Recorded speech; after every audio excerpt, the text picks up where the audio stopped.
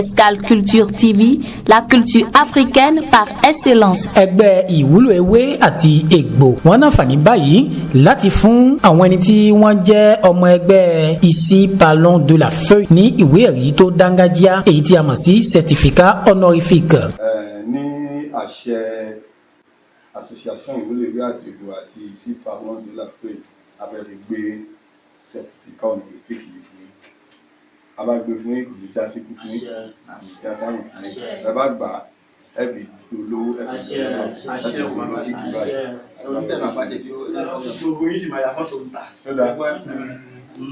Eléyìí ó wáyé ní ọjọ́ àìkú ọjọ́ 15 oṣù kejìlá ẹ̀yẹn ọdún 2019 èyí tí à ń bẹ nínú rẹ̀ yìí. Jọ wọn lọ́balọ́ba lólóyè ní ààfin olórí akojú ajé àgbáyé ẹ̀yẹn ti bàbá wa Nandiu Maotana. Bàbá wa yìí wọ́n ṣàlàyé fún wa lẹ́kùnrẹ́rẹ́ bí tí ayẹyẹ yìí ṣe wáyé.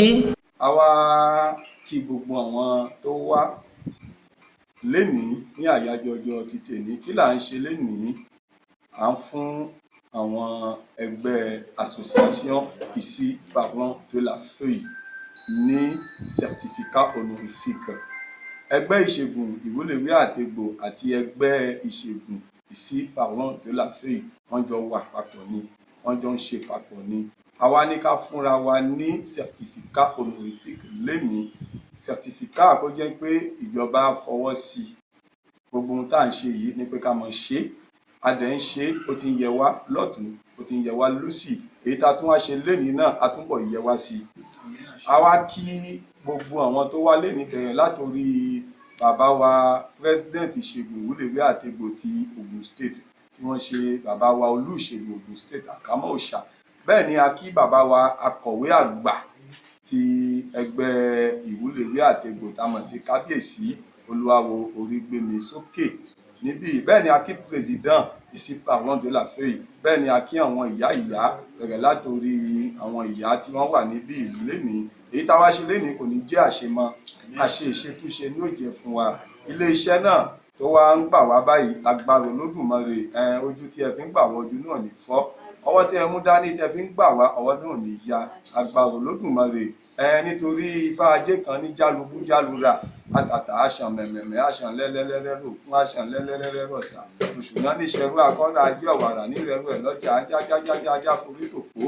Ǹjẹ́ ìjọ ìyá ajé kú lẹ́bàá òkun ìlà méjì ọ̀sà nílé elérumọ̀ ilé wa náà sì kú ìyá ajé sí ọ̀dẹ̀dẹ̀ wa náà sì kú ìyá ajé sí àwa lára kó sí onílára ń bira ara kó sí onílára ń bira araṣọ onílára ń bira araṣọ onílára ń bira fi sì kú ìyá ajé. Ajé ọ̀hún kọ́ ọmọ olóòtún Sẹ̀mí Adé ní ìṣọ̀dọ̀ ìṣọ̀dàrà ní ti ń yà wá. Ajé wẹ́rẹ́wẹ́rẹ́wẹ́rẹ́ ọ̀gẹ̀dẹ̀ wẹ́rẹ́wẹ́rẹ́ ajé ayálé gbogbo abánikáwọn kí fáyì lọ àkì débi tó dáa ṣùgbọ́n ká padà ń bẹ̀ á rí bẹ́ẹ̀ àṣẹ bẹ́ẹ̀ àṣẹ bẹ́ẹ̀. Àwọn lóyè tí wọ́n wá kópa nínú ayẹyẹ yìí wọ́n sọ èrò ọkàn wọn wọ́n sì súre fún ẹgbẹ́ yìí. Àtìlẹ́yìn fi yìí ṣàjẹmọ́ bẹ́ẹ̀ lámọ̀ rí òde ìdùnnú lámọ̀ lọ òde ayọ̀ lámọ̀ lọ. Ṣé rí dìpọ́mù tẹ gbà lónìí yìí ire lẹ́fi rí àlàáfíà lẹ́fi rí á sì kí owó ńlá yóò wọlé tọ̀ ẹ̀rìn bá ti ṣẹ́rọ̀ ọ̀nà gbígbà tábàrù kú wọlé yóò dà láyé jáde pẹ̀lú ògbọ́n gbogbo ohun tẹ bá dáwọ́lé ire yóò jẹ fún yín àṣẹ bó ṣe ń ṣe lótú fẹ́. àdúrà wọn gbà ó àwa bí lónìí ọmọ mi kápẹ́ náà Nandiu akojú ajé àgbáyé òun ló wá fún gbogbo yín ní dìpọ́mù ilé ò ní gbóná o yóò gùn lẹ́mìí àtàláfíà ẹ̀yin náà tẹ́ wá gba diploma náà ẹ rí iṣẹ́ rẹ fi ṣe ẹ ní ṣubú dànù ire ní òjẹ ti yín ẹ ní gbalẹ̀ kú lọ́wọ́ ẹ ní gbalẹ̀ àrùn lọ́wọ́ gbogbo ẹni tí wọ́n bá gbé ọ̀dọ̀ yín báyìí tó jẹ́ ìṣòro báyìí ẹ máa rí ṣe owó ńláńlá iṣẹ́ díẹ̀ owó pípọ̀ lẹ́ máa rí àlàáfíà ẹ̀mí gúngùn ó jẹ́ ti gbogbo wa o èyí ò ní ajá ṣe mọ̀ fún wa àtúnṣe lágbára Ọlọ́run tẹ́ fi ẹlòmíì tí ó wà gbà báyìí wọ́n tún pọ̀ jù báyìí lọ lágbára Ọlọ́run bẹ́ẹ̀ ni ó rí fún wa nìyẹn. Ilé iṣẹ́ náà pàápàá tó jẹ́ aṣíwájú náà ilé iṣẹ́ náà ò ní jóná ilé iṣẹ́ náà máa lò òkè gbogbo àwọn olúwo gbogbo tó wà nù ilé iṣẹ́ náà báyìí ẹ̀mí gúngùn àlàáfíà yóò jẹ́ tiẹ̀ kò ní ṣubú dànù o ilé ẹ̀ ò ní jóná o a máa lọ yá máa bọ̀ rẹ̀. Àwa ṣàdúrà fún gbogbo àwọn tí wọ́n wá gba dìplómù náà pé wọ́n fi dìplómù náà ṣe oríire. àmọ́ kí bàbá wa náà kábíyèsí olúwo bàbá Orígbémisókè àjọ wà níbí náà ni ìyá wa ìyá àjẹ́ àgbà mo kí àti ìyá bíyè mo kí gbogbo àwọn ìyá wa pátápátá tó wà ní ìkàlẹ̀ tí a fi ṣe ayẹyẹ náà kò wá ní di nǹkan ìbànújẹ́ fún gbogbo ẹ̀yin tí ẹ wá gba diploma náà.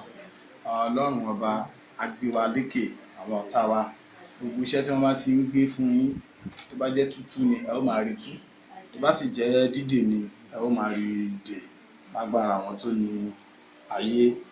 Ifá ló sọ pé òfurufúgbádá la rí la tẹ̀lé Ifá, òfurufúgbádá la rí la tẹ̀lé Jolè. Ọ̀rúnmìlà ní kí ló dé tí a fi tẹ̀ òfurufúgbádá ní Ifá, wọ́n nítorí pé a ní owó gidi lọ́wọ́ ni. Ọ̀rúnmìlà ní wákàtí ọ̀wọ̀ ẹ̀ tí gbogbo yín tí wá gba diploma báyìí ẹ ti bẹ̀rẹ̀ sí ní owó lọ́wọ́, ẹ ti bẹ̀rẹ̀ sí ní ríta gé ṣe báyìí, ọ̀rọ̀ yín ti bẹ̀rẹ̀ sí ní yàtọ̀ báyìí, ẹ ó bẹ̀rẹ̀ sí ní gun mọ́tò, ẹ ó bẹ̀rẹ̀ sí ní gun kẹ̀kẹ́ lílá, ẹ ó bẹ̀rẹ̀ sí ní kọ́lé mọ́lé. Á rí bẹ́ẹ̀, á ṣẹ bẹ́ẹ̀, nítorí ẹ̀ la fi wá síbí. A dẹ̀ dúpẹ́ fún iléeṣẹ́ náà tó gbé wa jáde pé iléeṣẹ́ náà òkè òkè ni wọ́n máa lọ, wọn ní padà wá sí ẹ̀yìn iléeṣẹ́ Escal Culture TV ti rédíò náà àti tẹlifíṣàn náà. A dúpẹ́ fún yín pé ọwọ́ yá máa lọ sí sókè, ẹ̀mí fèyí ṣe àṣemọ́. Aṣojú àwọn ẹni tí wọ́n gba ife ẹ̀yẹ ní ọjọ́ ti tèmi èyàn ti ẹgbẹ́ Ici Parlons de la Feuille wọ́n ṣàlàyé, wọ́n sọ èyí tó jẹ́ èrò ọkàn wọn àti ìdùnnú wọn síta. Bàbá tó sọ̀rọ̀ ń sìn òun ni olórí Ici Parlons de la Feuille. Ọ̀rọ̀ tó sọ ń sìn pé èní ni wọ́n wá ilé bàbá olórí Akójú Ajé àgbáyé tó wọ́n á gba diploma ìtó jẹ́ ti ewé àti egbò tó wọ́n á gbà lẹ́nu ní báyìí pẹ̀lú àwọn ẹgbẹ́ wọn. Nísìnyí ó ṣàdúrà pé gbogbo ẹni tó gba ìwé náà ní báyìí lẹ́nu á fi ṣe nǹkan tó dáa. Tó bá gbé ẹni wálé wọn tí ẹni náà tó bá kú tó wá wálé wọn ó máa jí náà kó tó jáde. Ó ní ẹni tí ò ní iṣẹ́ tó bá wálé ẹni tó gba diploma nígbà ilé ni tó bá délé wọn á dẹ̀ rí iṣẹ́ níjọ́ kejì ẹ̀. Kábíyèsí o, kábíyèsí o, kábíyèsí o.